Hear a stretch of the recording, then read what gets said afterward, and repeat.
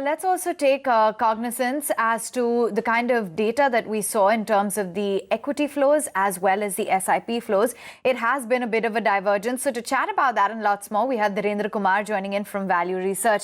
Good morning, Dhirendra.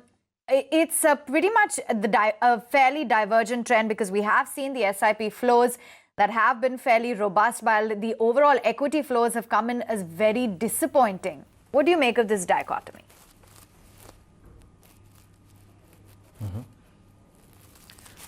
No, it is a very usual thing that is happening. If you look at the 5-year, 3-year return of all the mainstream equity fund category, the return is about, ranging between 5 to 8%. And the month of September and October, towards the September end, after the announcement that, corporate tax rates will come down sharply, stock prices did go up. And this was, earnings drive, stock price surge. And that happened, and that sustained in the month of October as well.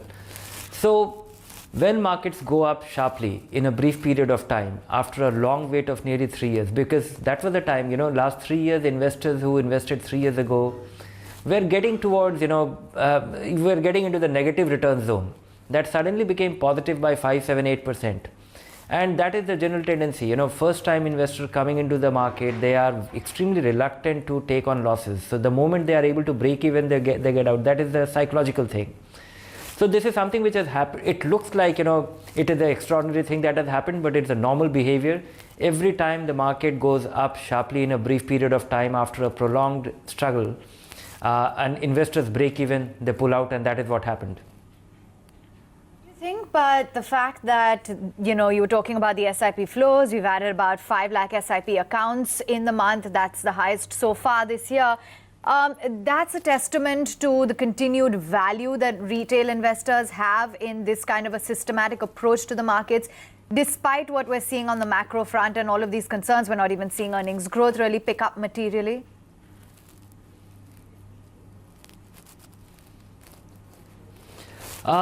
No, this is quite, quite comforting that we have a steady flow into mutual funds by way of SIP to the tune of 8,500 crore.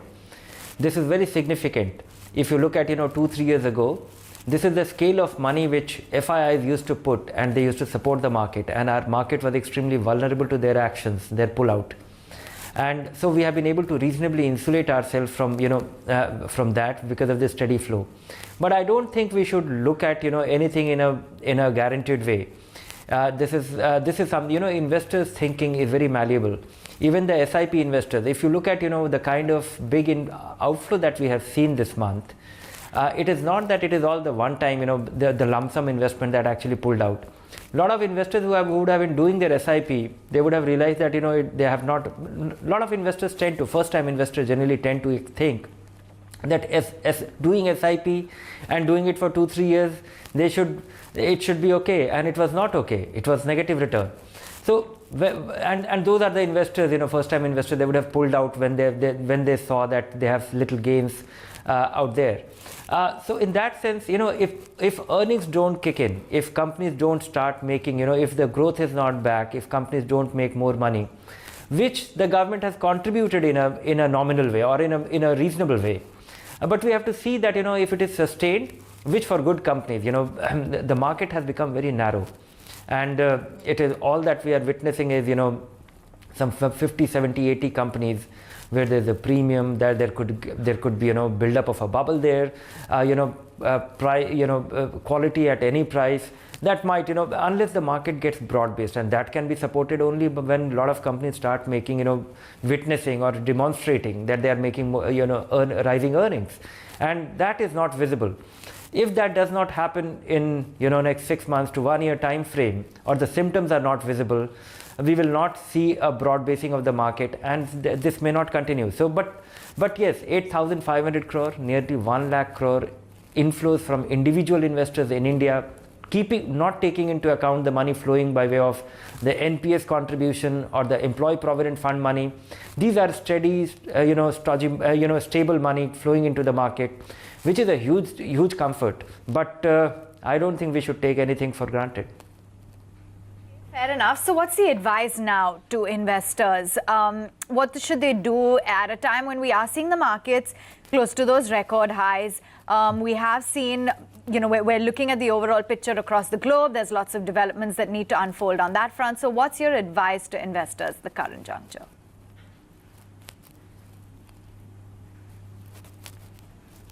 No, as usual, I sound like a stuck record. Keep calm and carry on. If you have a plan, and if you're investing your long-term money into equities, invest it through mutual fund and carry on.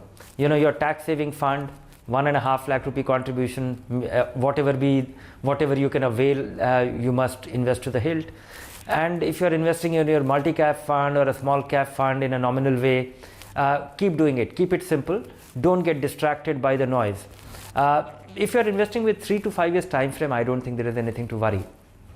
Real problem is that we want our investments to be doing very well over a long period of time, at the same time doing well continually.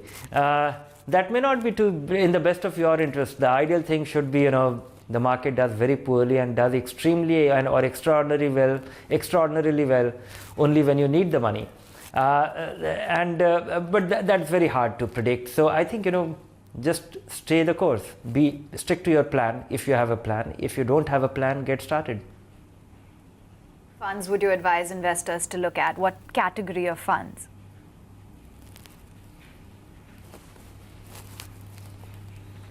No, I think most investors, 3 kind of funds which actually fulfill. If you have never invested in a mutual fund, start with a balanced fund anyway. And don't even look for advice. Get started and stick to it for 2-3 years. Be regular. Try and increase your investment with your rising income, whatever it be, 5%, 7%. Next is, if you have to save taxes, get started with your tax saving fund. You have, not enough time now. So spread it over the next 3 months, January, February, March. Avail that. Tax save is, money earned. So do that. And if you have, little experience, you have seen the market and you're comfortable with it, whatever money which you're unlikely to need for next 5 years and more, start investing in equity fund. Just choose 1 or 2 multi-cap fund, large and mid-cap fund, or from the value fund. These are the diverse vehicles. These are the diversified vehicles for you to, participate in equity market. Choose 1 or 2 funds. Stick to this plan, and move. And don't get, keep it simple. And don't spread your portfolio beyond 2, 3, 4 funds. That should be good enough. Okay, Dhirendra, but incidentally, we did see balance funds seeing huge outflows as well this time around. But what's the view on, arbitrage funds, debt funds, given all of the news flow that we've seen of late? What's the advice to investors?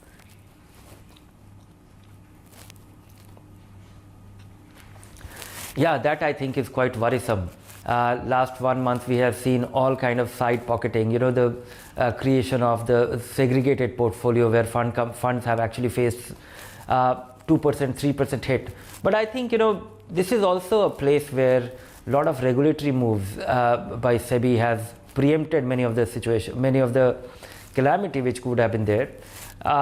If you look at the variety, the classification system actually drove the creation of the overnight category, segregating it from the liquid category, implementation of the load on the liquid funds, which is driving some kind of sanity in terms of right kind of money flowing into the appropriate fund. So in that sense, despite making mutual funds safer or better organized or transparent or more methodical or aligning it with investors' goal, we still see, for the first time we have witnessed the credit issues hitting funds very, very hard. And if you look at in a country like India, where we have banks have faced NPAs of an unprecedented scale over the last 10 years, we are losing a sense of proportion. Mutual funds have witnessed credit issues, which is also not a write-off, to the tune of about 1,500 crore. In a country where the banking system has faced a write-off of 2 lakh crore, it's nothing. But at the same time, for the investor who is investing his 5 lakh rupee, 10 lakh rupee for generating income, he has no choice but to invest here, because the fixed income investor is in a big trouble, because Interest rates going down if you earn 6%, and if you are able to generate without assuming huge risk or great risk in a mutual fund to the extent of 7.5%, it looks like 1.5% more, but it is not 1.5% more. It is 25% more income for that old person. And instead of 6%, if you are making 7.5%, it is 25% more income. That apart, superior liquidity, saving on taxes, because you can index your income from the return generated from these investments. I think the lesson that comes to from all that we have experienced so far is that investors have to be really careful. They don't have to necessarily chase the highest yielding bond fund. They have to be a little careful. Everything comes, there are no free lunches. It comes with a price and it comes with a risk. So you have to be a little less greedy. At the same time, optimize return from your, and be a little careful in terms of where you have to park your money. I think fund industry has done a great service of making available bond funds, or making accessible the bond market, which is otherwise not accessible to investors. But at the same time, they are guilty of confusing investors with this 16 kind of funds. I think investors will do well with just 3 or 4 kind. That will simplify things. And if fund companies continue to supply all this, let it be. You be careful by just choosing only 4 kind of fixed income fund kind. Right. Are useful and meaningful and should serve your purpose. Sure. And it will also keep it simple. Point about taken, the arbitrage Dhirendra. fund. We're out of time, so we'll wind it down on that discussion. Thank you, though, for taking time out and joining in with your outlook on the SIP flows, as well as the various types of funds, including debt funds that have been in the limelight of late.